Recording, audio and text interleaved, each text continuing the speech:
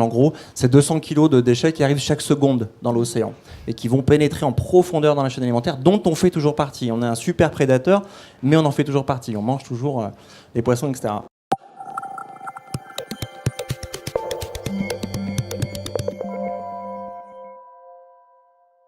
Et il y a eu des moments dans la vie, dans notre chemin de vie écologique, on a tous un chemin de vie, où c'est des rencontres, où c'est un documentaire, où c'est un livre, qui à un moment donné vous fait prendre conscience et vous fait passer à l'action.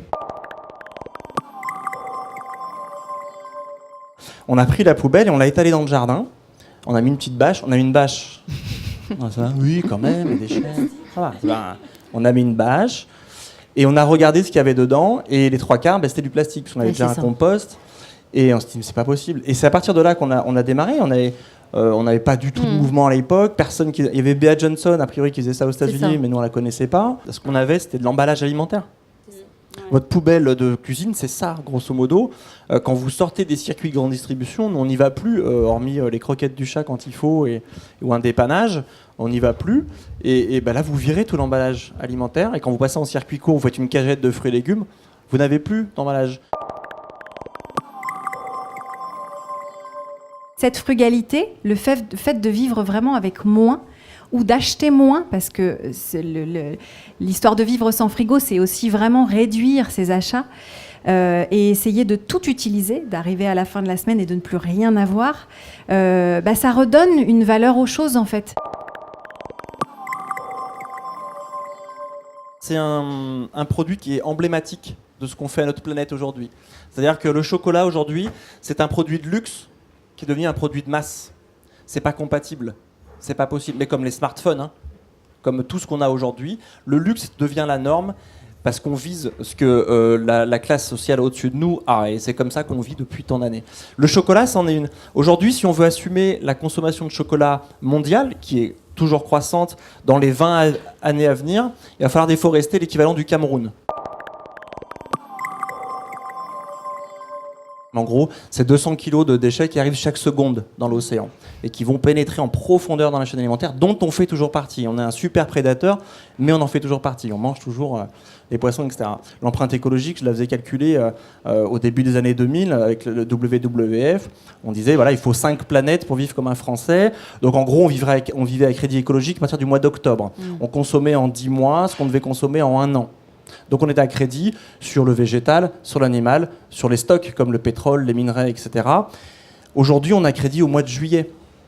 C'est-à-dire qu'en 10-12 ans, on a encore reculé. On consomme en 7 mois ce qu'on devrait consommer en 12 mois. Donc quand on a fait notre empreinte épargne, pour calculer notre CO2, en fait, on a fait notre empreinte carbone, notre empreinte écologique, notre empreinte en eau et notre empreinte épargne. C'est ce que vous avez dans la conclusion du livre.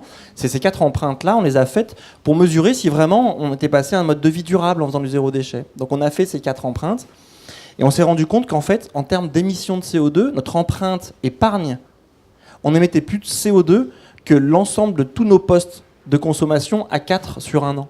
Mais alors comment tu peux réduire ton empreinte épargne ? En changeant de banque.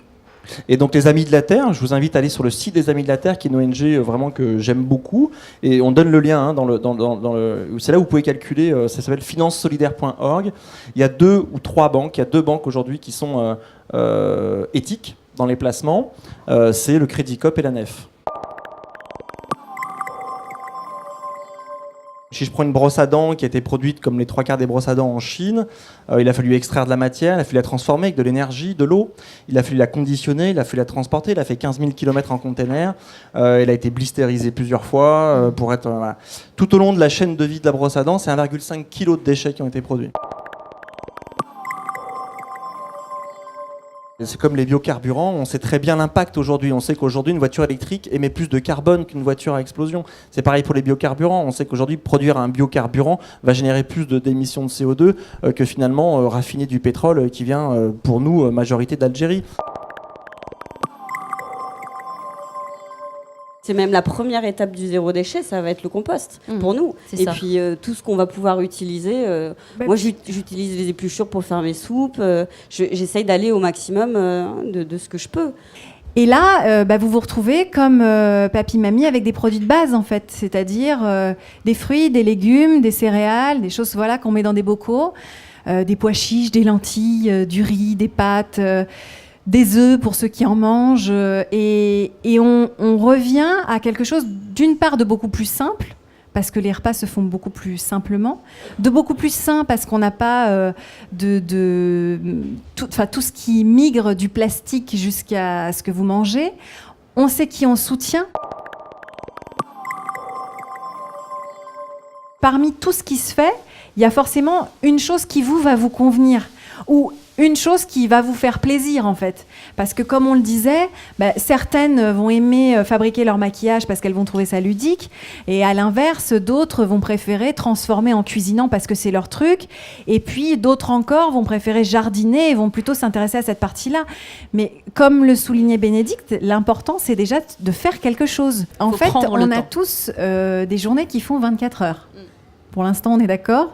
Après, comment on les organise ? Tu veux rappeler les chiffres sur le temps qu'on passe devant les réseaux sociaux, s'il te plaît ? Alors, un adolescent, c'est 8 heures par jour. Un adulte, c'est 5h17, dont 3h30 de télé, hors boulot. Hein. Hors temps de travail, voilà. Je voulais ajouter hors temps de travail. Et donc, c'est une question de priorité. Ça que tout à fait. C'est-à-dire, qu'est-ce que j'ai envie de faire ?